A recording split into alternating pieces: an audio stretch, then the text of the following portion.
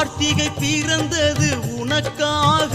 நான் கட்டேந்தி வருவேன் உன்னை காண மணிகண்டனே உன் மலர்முகம் பார்த்து மணிகண்டனே உன் மலர்முகம் பார்த்து வருவேன் வாழ்வினில் பலன் சேர்த்து என் இருமுடி பாரம் இறக்கி வைத்து கார்த்திகை பிறந்தது உனக்காக நான் கட்டேந்தி வருவேன் உன்னை காண சுவாமி